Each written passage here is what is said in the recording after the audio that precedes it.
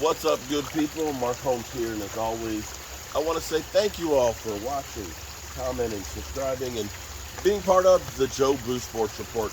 Without you guys, as well as you ladies, you know, you know what's going on. Brian, you know, the Zoom call, I put the link in the description, in the community tab for tonight. So, Brian, the mailman, aka Cone Boy, we'll see you tonight. Tonight we're going to be live streaming the Cowboys Denver game, which will be a backup palooza. Forgive me, I'm dealing with a sinus cold. It's not COVID, at least not as far as the two tests I've taken thus far. It's just a cold, summer cold from hell. And I've been taking NyQuil and Dayquil and Mucinex, and you know, everybody's got their own remedies. I've been trying everything. Somebody told me to take a half a clove, and somebody said go get high. I didn't try the clove or get high yet, but I'm just about ready to try anything.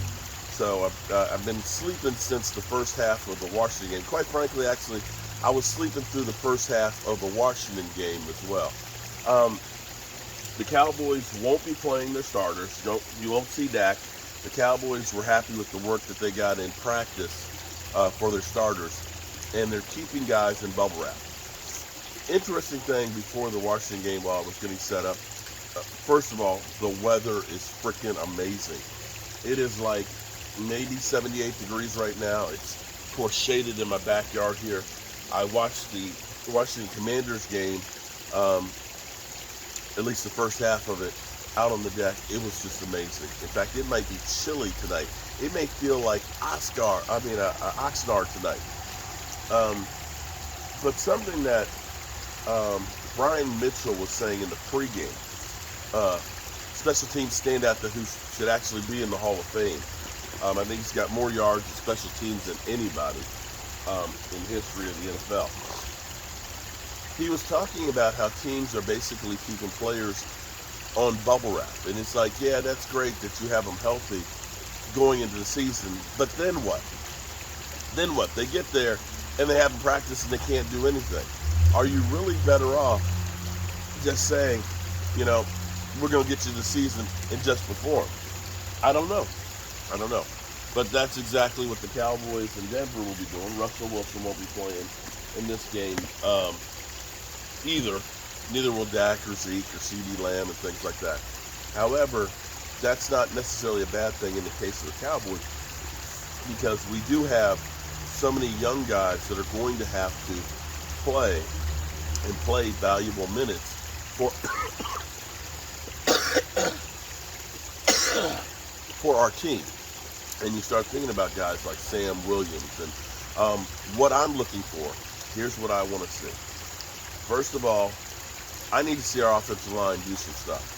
I am really concerned about what our offensive line is going to be. Can we finally stop saying that Dallas has the best offensive line in football? Because that offensive line no longer exists. Yes, we still have Zach Martin, who is one of the best guards in football. Yes, we have Tyron Smith, who is game to game.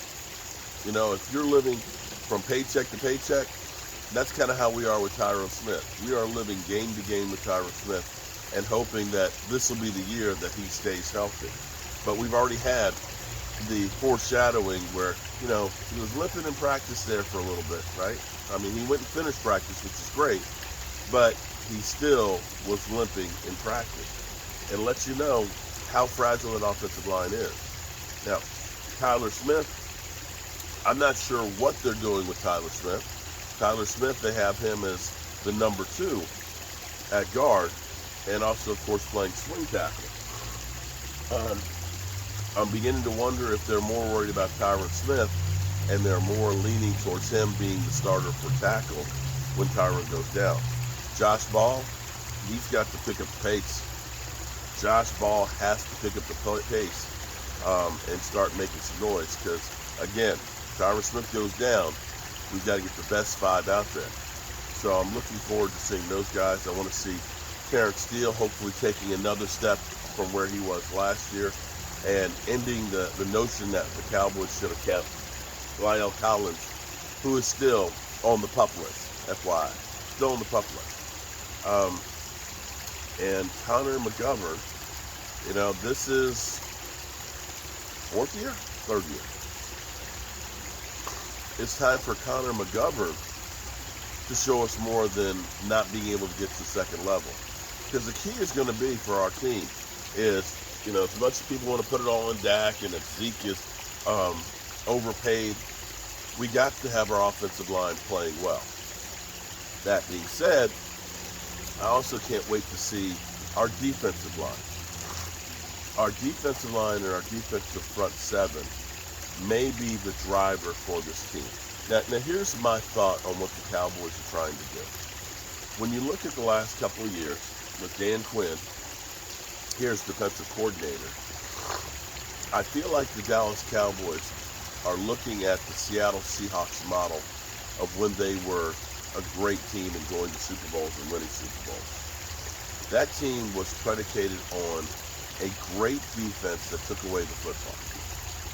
Number one in yardage, number one in scoring, number one in taking away the football. Excuse me. And what they did was, on offense, they were ball control. Marshawn Lynch rushing for like 1,200 yards. And having an attack that controlled the clock and scored points. Didn't put it all on Russell Wilson. It was a great team all the way around. And I feel like the Cowboys, having focused in on their defense more than they have in a long time, and let's be clear, our defense may be the strength. And having Dak Prescott, a guy who can distribute the ball anywhere across the field, that they're looking at really picking the guy that's going to be open, using the 12 personnel, being able to run the football, using Tony Pollard as a deceptive player.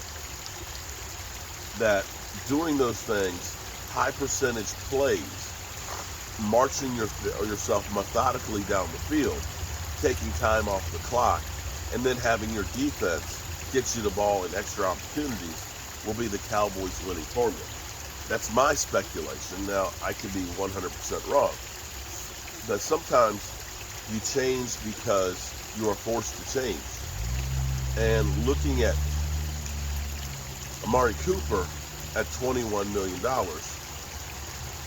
at 860 yards of performance, and looking at 3 wide receiver sets versus 12 personnel, you kind of look like the Cowboys have drafted and put positions on things towards that Seattle Seahawks model.